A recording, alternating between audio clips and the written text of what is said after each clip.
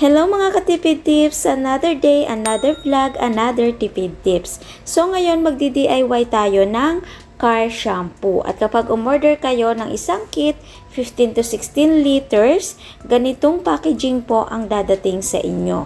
At sa loob ng packaging ay meron pong 6 na raw materials. So pang 7 yung atin pong instruction kung papaano po siya gagawin. So bago mag-umpisa, kailangan ay basahin po muna natin ang instruction. Step 1, maglagay ng 14 liters ng tubig. So kahit anong tubig pwede nating gamitin basta malinis. Step 2, isunod na din po nating ibuhos ang SAA Fortified Bubble Booster foaming agent at yung foam booster dito na din po natin isasabay.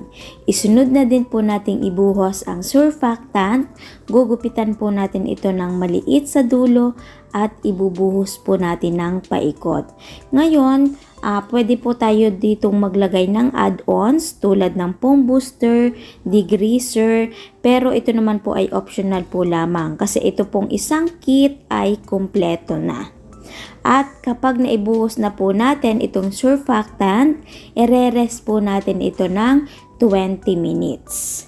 After 20 minutes, mag-step 3 na po tayo. So, i-shake po muna natin ito pong ating premix bottle bago po natin ibuhos.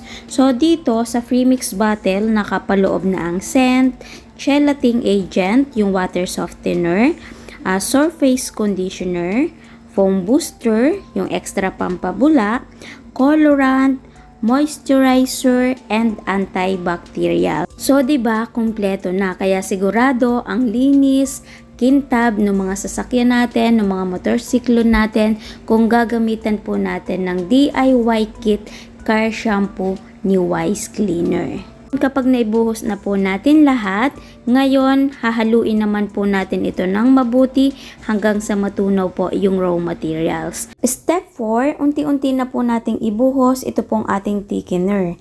At habang ibinubuhos po natin, sasabayan na po natin ito ng halo. At kailangan ay mabagal po lamang.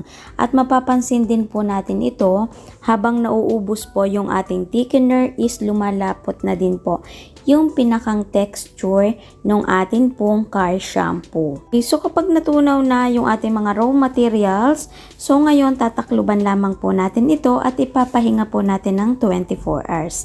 And then kung napapansin nyo, iba pa yung pinakang kulay, pero kapag na-rest na po natin yan ng 24 hours, so gaganda pa yung pinakang texture at kulay po nitong ating car shampoo. So bukas, magbabalik po tayo. After 24 hours, ito na po yung ating car shampoo. At ang bango-bango. So, mahuhulaan po talaga natin kung ano yung scent na ginawa po natin. Kasi, ang bango-bango. Ipakita ko sa inyo yung pinakang consistency nito pong ating car shampoo. So, kapag na-rest na natin yan, mapapansin nyo na hindi na siya malabo. Ang ganda na ng kulay ng pagka-blue niya. Yan, parang ocean. Ganon. So, diba, ang lapot-lapot. Okay? Ngayon, packaging na po tayo. So, sasabayan na din po natin ito ng pinakang costing habang nagpa-packaging po tayo. At yung costing na gagawain po natin dito ay pang refilling station para may idea naman po tayo. Kasi nung nakakaraan is puro packaging yung pinakang costing po natin.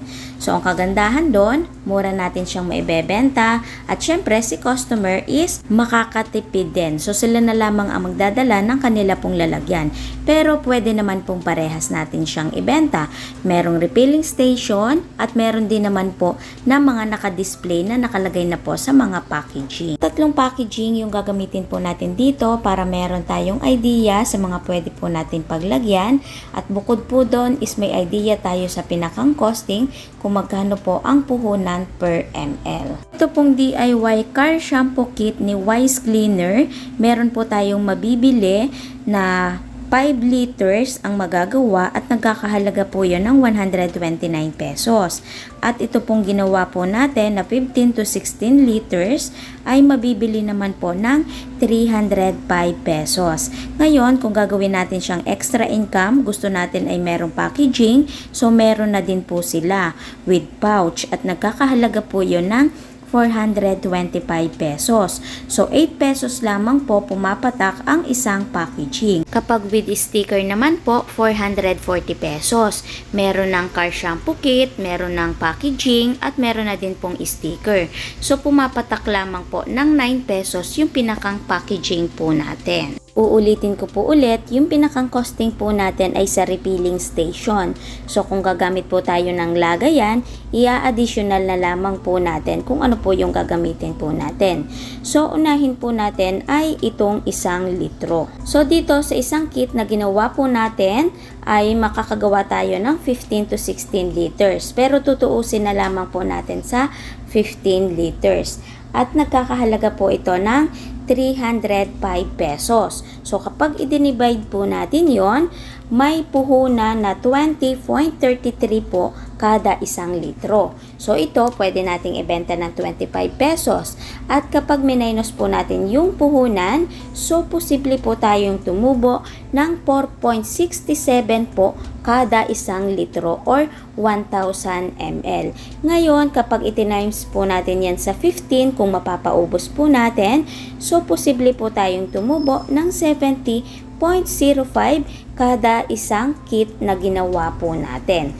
So, sa 500 ml naman po tayo. Kung purong 500 ml yung gagawain po natin, sa 15 liters na ginawa po natin, makakakuha po tayo ng 30 na 500 ml. So, sa presyo ng isang kit na 305, i-divide po natin yung 30.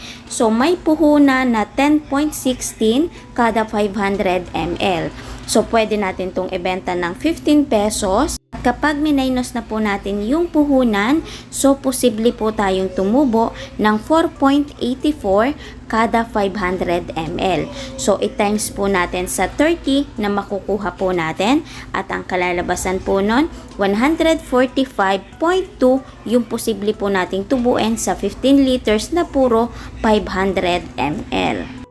Idea naman po ito sa 200 ml. So, tips po ito sa mga merong sari-sari store, yung riripakin po natin ng mas maliliit pa kasi mas malaki po doon yung posible po nating tubuin.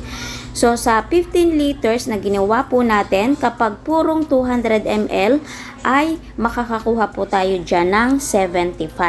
So, kapag i-divide po natin yan sa 305 na puhunan na isang kit, so, pumapatak lamang po ng 4.06 yung pinakang puhunan po natin sa 200 ml. So, pwede natin siyang ibenta ng 8 pesos. At kapag minus natin yung puhunan, so, posible po tayong tumubo ng 3.94 po kada 200 ml. So, kapag itinimes po natin yan sa 75 na makukuha po natin, so, posible po tayong tumubo ng 295.5. Kung mapapansin nyo, habang niriripak po natin yan, mas malaki po yung posible po nating tubuin.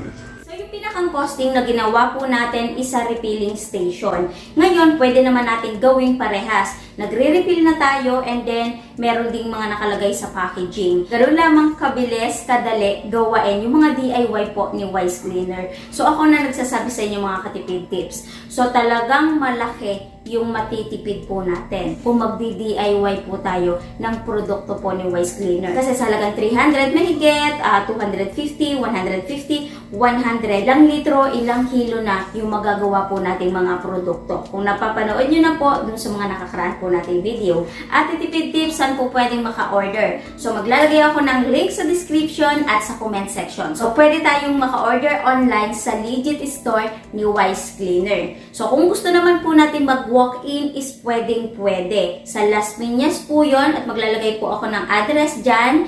At kung gusto nyo din po maging reseller, distributor, so pwedeng-pwede. Kasi pagkakaalam ko, meron na silang mababang presyo para sa gusto mag-reseller and distributor. Parang 5,000 yata ang pinakamababa kung hindi po ako nagkakamali. So para sure, pwede po kayong mag-PM sa page po ni Wise Cleaner. Sabihin nyo lamang po, ay napanood nyo po kay Ate Tipid Tips. So bagong dagdag, extra income idea na pwede po nating pagkuhanan, na pwede po tayong kumita kahit tayo po ay nasa bahay po lamang. Basta sinamahan po natin ng sipag, tiyaga at diskarte. So hindi po imposible. So kita-kits na lamang po ulit sa next video po natin.